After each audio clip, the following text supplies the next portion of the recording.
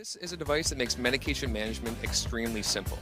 So a patient will get a cartridge with all their meds pre-loaded inside of it from their pharmacy, and they go home and they stick it inside the back of their device, and that's all they have to do.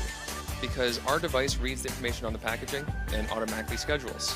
So it's time for your medication, it lights up, it makes a nice noise, and you press that button to get the medication you need at that exact point. Well, I mean, everyone's got someone they know who's taken multiple medication likely.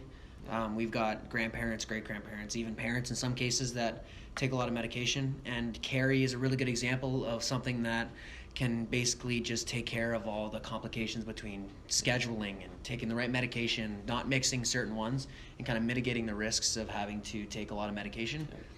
It's got a lot of security features that can allow no tampering or that kind of thing.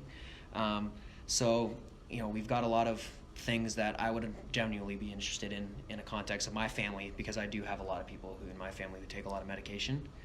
You know, and as far as pursuing an idea and an entrepreneurship kind of spirit, Spencer is proving that you do not need to have these crazy technical skills like being able to create algorithms for artificial intelligence or be able to build these automated models. You really just need to have, you know, the idea to push something forward and to get, you know, connections to get people involved and, you know, try to find people with the skills necessary to be able to create a product that you're trying to pursue.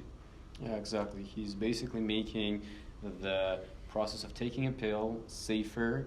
It's going to be much easier, and it's all in this very nice looking product with a very great name, Kirill. This artificial intelligence platform is going to run very smoothly with people from all over the generations, I guess. Right. I think I'd genuinely be interested in it. Right. I think Spencer is really exemplifying the bird in the hand principle. You know, he's taking his experience in the pharmaceutical sector and his business experience of making connections throughout his career and using those tools and his experience to really push this product forward. I mean, he got the idea when his grandfather was hospitalized, 8 times? Yeah, it was 8 times, right. And during the year, that's a lot. You know, he kept, for the same reason, he's mixing up his medication, he's not taking the right ones. So he saw that as an opportunity to kind of create a product that would help mitigate the risks of, you know, mixing up the medication. Yeah. So yeah, as Rory was saying there, he didn't have a background in technology, but he had resources and the family members and the connections to make it happen. So he took what he had and he made something good out of it. The CEO has lost and gained 50 plus employees since the beginning of the company, and these employees made mistakes, but the CEO decided to view this as an opportunity to hire more competent employees. So the lemonade principle is basically just all about having a positive response to hardships. Right, exactly. You know, you get faced with a challenge where, you know, you're probably starting to team up with some of your buddies, starting to realize maybe that he's not exactly equipped for the job. And then you just have to let them go. Yeah, that's just the reality of this. On his board is his father. He is the chief consultant because of their family business has been developing for over 20 years. So his father has some great knowledge. His dad was a CEO at one point, right? Yeah, he probably given him a lot of pointers and so on as to kind of what to do moving forward, and a lot of business decisions probably. Also, Wes Van Ooyen, he is a CPO and doing right now a fantastic job of getting that product of AI and getting Cory into this device this customer friendly as possible.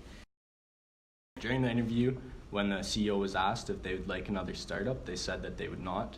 Well, they have Cory. The affordable loss principle is about making decisions with the mindset of being financially and personally risk averse and cost conscious. So when you make decisions like this, it results in the ability to perceive and process potential risks when they happen instead of getting yourself into a situation that you can't handle. Right, I think, you know, he's bitten off a lot to chew with Cory. I know he was interested in a lot more opportunities, but he felt that, you know, he's just going to focus on one thing right now and, you know, dedicate all his time. Yeah, he's still in his own house, and he set his limit. He said if the company's 3 years old, and he said if he spends 5 more years and it's not returning good profits and has a good lifestyle for him, that he'll quit. So yeah. It was something that I haven't ever thought of, because there was always apps, but there was never a system that would not just tell you what to do, but also control you. And when it has the ability of giving out you the pills, you're much more safer in that part. So that was a little brilliant moment that got me, I don't know, I would want to buy it. Yeah, I think, honestly, I was a little bit surprised that I didn't come up with the idea. I mean, it's so simple in nature, Exactly. really.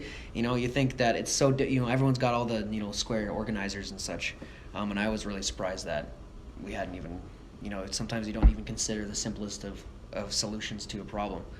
And I think really one of the things that surprised me was his lack of technical skills, yet he was really able to find the people and the resources and the opportunities to be able to create such a technically sound product that was able to really kind of revolutionize the way we see, practitioners and how we take care of medication and so on.